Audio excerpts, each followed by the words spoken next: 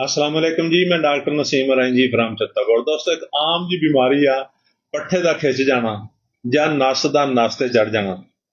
ਅਕਸਰ ਐਵੇਂ ਹੁੰਦਾ ਹੈ ਕਿ ਬੰਦਾ ਕੋਈ ਕੰਮ ਕਰਨ ਲੱਗਦਾ ਹੈ, ਝੁਕਦਾ ਹੈ, ਉਹ ਖੜਾ ਨਹੀਂ ਹੋ ਸਕਦਾ, ਕਹਿੰਦਾ ਜੀ ਪੱਠਾ ਖਿੱਚਿਆ ਗਿਆ, ਜਾਂ ਫਿਰ ਕਹਿਣਗੇ ਜੀ ਨਸ ਚੜ ਗਈ, ਗਰਦਨ ਇੱਕ ਸਾਈਡ ਤੇ ਮੋੜੀ, ਉੱਥੇ ਹੀ ਜਾਮ ਹੋ ਗਈ, ਦੂਸਰੇ ਪਾਸੇ ਮੋੜੀ, ਦਰਦ ਕਰਨ ਲੱਗ ਪਈ।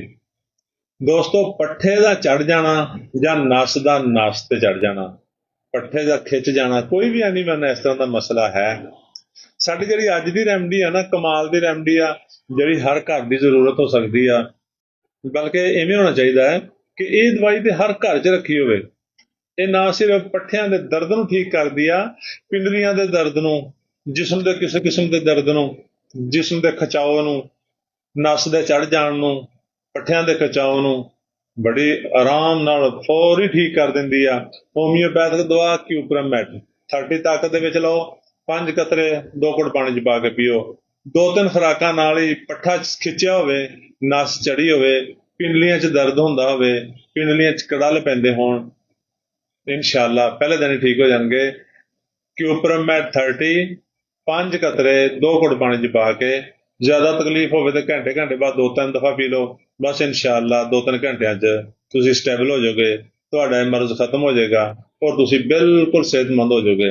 ਤੇ ਦੋਸਤੋ, ਜਦੋਂ ਮੈਂ ਹੁਣ ਵੀਡੀਓ ਨੂੰ ਅਪਲੋਡ ਕਰਨਾ ਹੈ, ਲੋਕਾਂ ਨੇ ਮੈਨੂੰ ਥੱਲੇ ਕਮੈਂਟ ਕਰਨੇ ਸ਼ੁਰੂ ਕਰ ਦਿੰਦੇ ਆ, ਮੈਨੂੰ WhatsApp ਤੇ ਮੈਸੇਜ ਕਰਨੇ ਸ਼ੁਰੂ ਕਰ ਦਿੰਦੇ, ਡਾਕਟਰ ਸਾਹਿਬ ਦਵਾਈ ਦਾ ਨਾਂ ਤੇ ਲਿਖ ਕੇ ਦਿਓ, ਡਾਕਟਰ ਸਾਹਿਬ ਦਵਾਈ ਦਾ ਤਰੀਕਾ ਤੇ ਦੱਸਿਓ।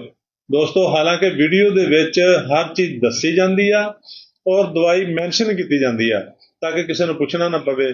ਫਰਦਨ ਤੇ ਦਵਾਈ ਦੱਸਣਾ ਬਹੁਤ ਮੁਸ਼ਕਿਲ ਹੈ ਨਾ। ਮਿਹਰਬਾਨੀ ਕਰਿਆ ਕਰੋ, ਸਕਰੀਨਸ਼ਾਟ ਲੈ ਲਿਆ ਕਰੋ, ਆਪਣੇ ਕਰੀਬ ਤਰੀਨ ਕਿਸੇ ਹੋਮਿਓਪੈਥਿਕ ਡਾਕਟਰ ਨਾਲ ਮਸ਼ਵਰਾ ਕਰ ਲਿਆ ਕਰੋ ਔਰ ਦਵਾਈ ਲੈ ਲਿਆ ਕਰੋ।